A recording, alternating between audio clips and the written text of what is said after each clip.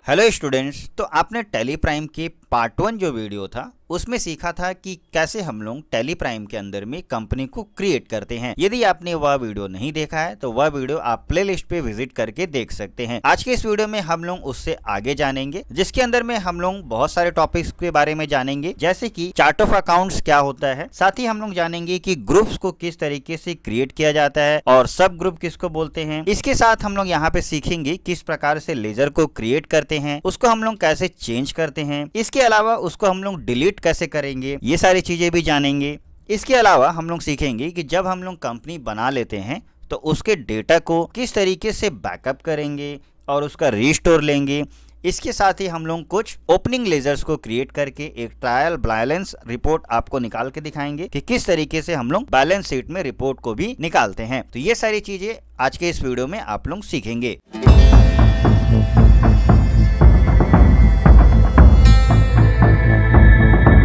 तो सबसे पहले हम लोग शुरुआत करते हैं टैली प्राइम में किस तरीके से लेजर को क्रिएट करेंगे, साथ ही में जानेंगे कैसे उसको अल्टर करेंगे, साथ में हम लोग जानेंगे उसको डिलीट कैसे करेंगे। ये तीनों चीजें हम लोग सीखेंगे। तो सबसे पहले हम लोग सीखते हैं लेजर को कैसे क्रिएट करते हैं। तो क्रिएट करने के लिए सिंपली आपको क्रिएट के अंदर आ जाना है। यहाँ पे मास्टर्स में आप देखेंगे क्रिएट का ऑप्शन मिल जाएगा, सिंपली उसके अंदर आ जाएंगे। अंदर आने के लिए आपको एंटर की का प्रेस करना है। उसके बाद यहाँ पे क्रिएट में बहुत सारे ऑप्शंस मिलते हैं, जैसे ग्रुप बनाना चाहते हैं, लेजर बनाना चाहते हैं, करेंसी हो गया, बाउचर टाइप हो गया, इस तरीके के बहुत सारे ऑप्शंस हैं जिसके बारे में हम लोग आगे वीडियो में जानेंगे।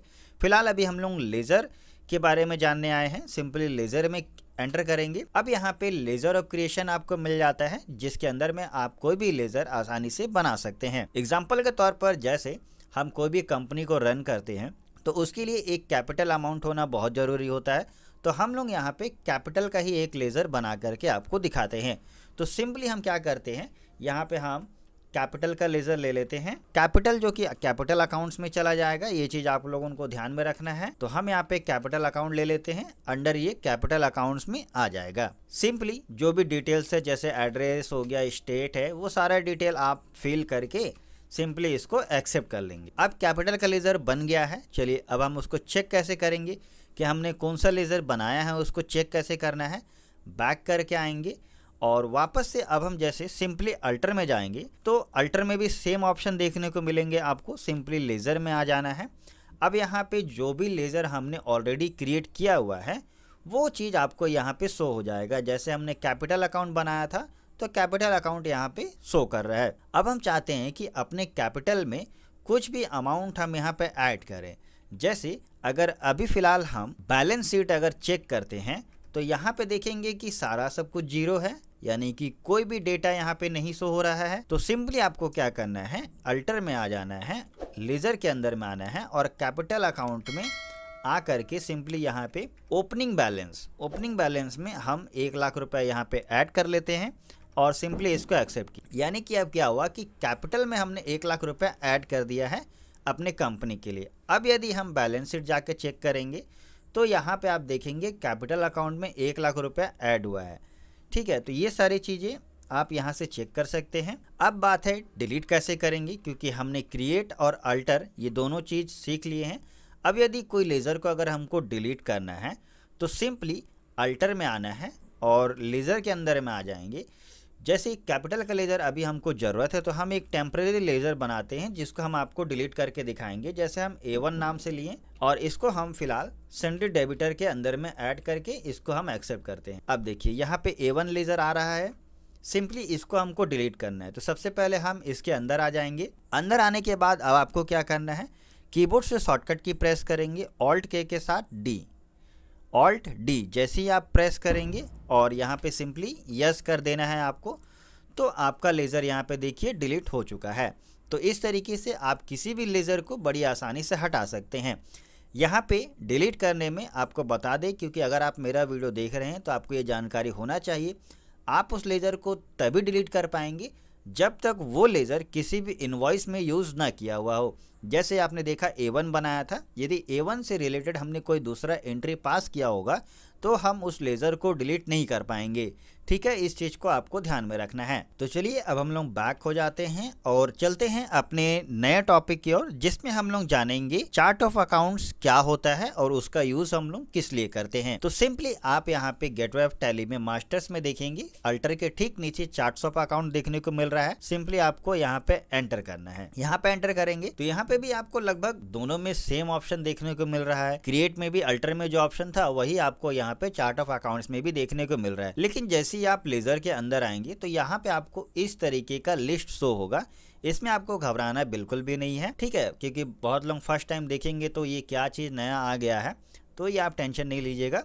बहुत ही सिंपल वे में मैं आपको बता देता हूं कि देखिए यहाँ पे असिस्ट लिखा हुआ है, यानी कि जो भी आपका कंपनी का असिस्ट रहेगा वो सारा रिकॉर्ड यहाँ पे रहेगा। जितना भी लायबिलिटीज होगा, यानी कि जो भी हम खर्च रखेंगे वो सारा यहाँ पे रहेगा। एक्सपेंस जितना है, इनकम जितना है, वो सारा का ये लेजर्स यहाँ पे लिस्ट में रहता है चार्ट ऑफ अकाउंट्स के अंदर में। जैसे एग्जाम्पल मैं आपको दिखाऊं कि हमने यहाँ पे कैपिटल का लेजर बनाया था। सिंपली यहाँ पे देखिए कैपिटल अकाउंट यहाँ पे शो कर रहा है। देखिए ये रहा कैपिटल अकाउंट जो लेजर हमने क्रिएट किया था, ठीक है। तो यहाँ पे वो लेजर सारे शो करते हैं। अब मैं आपको बताता हूँ कि जैसे मान लीजिए हमको यहाँ से ही मल्टीपल लेजर्स को एक साथ क्रिएट करना है। जैसे हमने लेजर क्रिएशन सीखा था पहले, उसमें क्या था कि सिंगल लेजर को क्रिएट कर रहे थे। यहाँ पे क्या है कि हम चार्ट ऑफ अकाउंट्स की मदद से मल्टीपल लेजर्स को क्रिएट कर सकते हैं। तो इसके लिए सिंपली आपको यहाँ पे देखेंगे साइड में शॉर्टकट कीज आपको बहुत सारे देखने को मिल जाते हैं। सिंपली यहाँ पे चेंज व्यू का जो मोड है इस पर आपको क्लिक करना है। जैसे ही आप क्लिक करेंगे तो यहाँ पे इसका जो व्यू मोड है उसको भी आप चेंज कर सकते हैं। फिलहाल अभी हम व्यू को मोड को चेंज नहीं करते हैं, अन्यथा आप फिर से कंफ्यूज हो जाएंगे।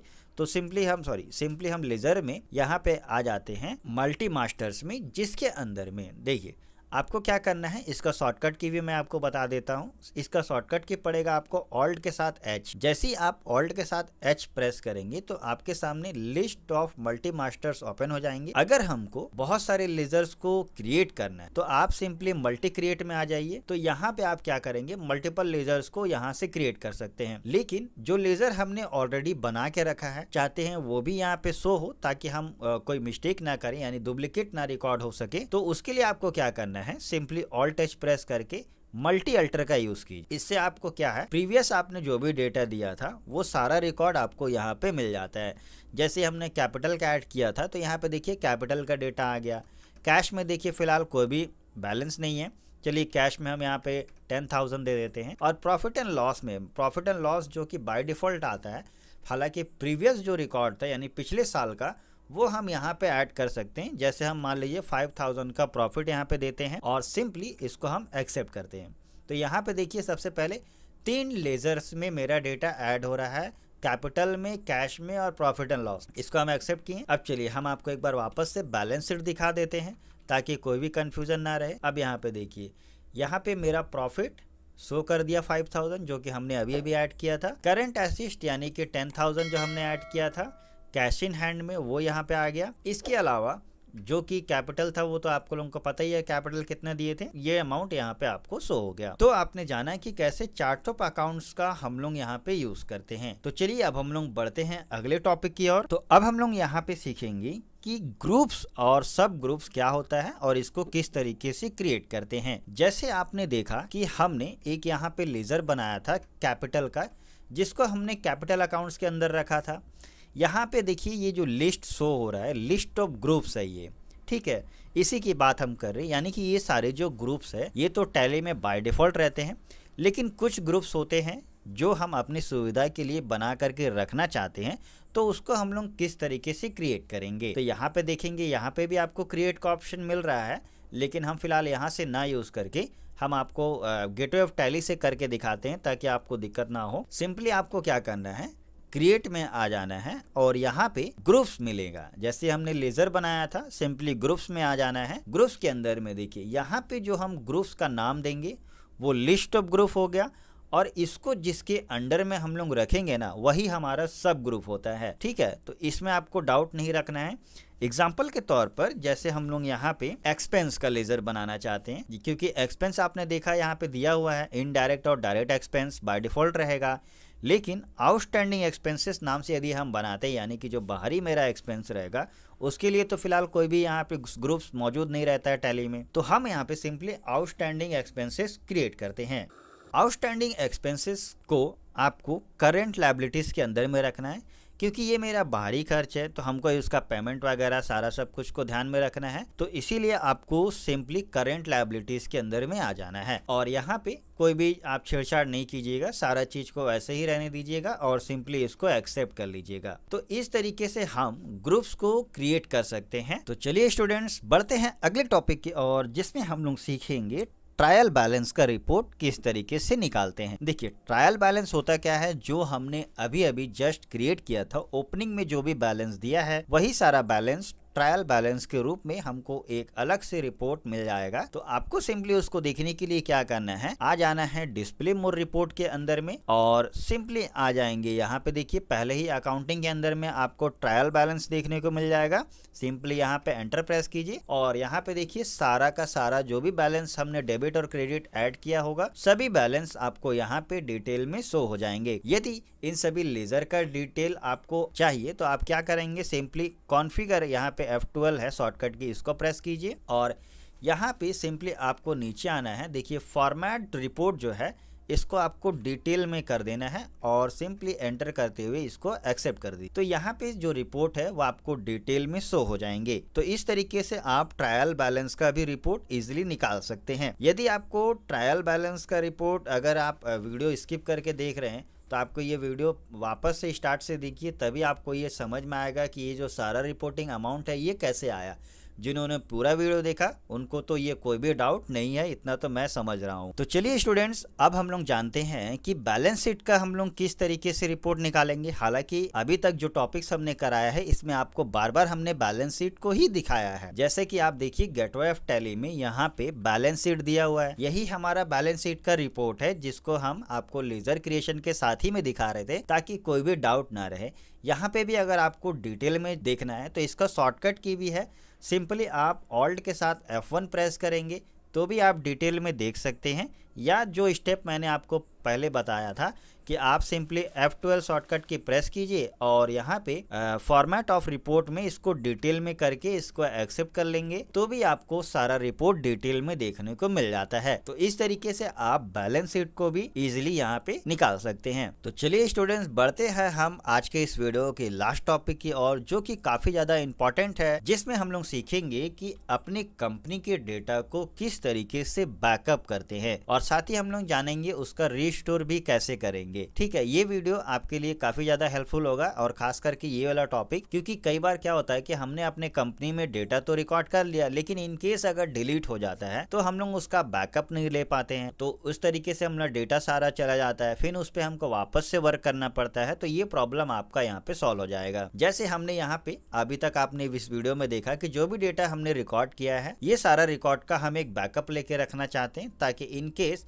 हम उसको वापस से रिस्टोर कर सकते हैं। अगर डिलीट हो जाता है तो हम आपको डिलीट करके भी दिखाएंगे, फिर आपको उसको रिस्टोर कैसे करना है वो भी हम आपको यहाँ पे करके बताएंगे। तो सबसे पहले हम यहाँ पे क्या करते हैं, अपने सिस्टम में डेस्कटॉप में एक फोल्डर बना लेते हैं और यहाँ पे हम टैली लिख देते हैं। इसी फोल्डर के अंदर में हम लोग अपना जो टैली का डेटा है इसको यहाँ पे बैकअप में लेंगे, साथ ही हम रिस्टोर भी करके आपको दिखाएंगे।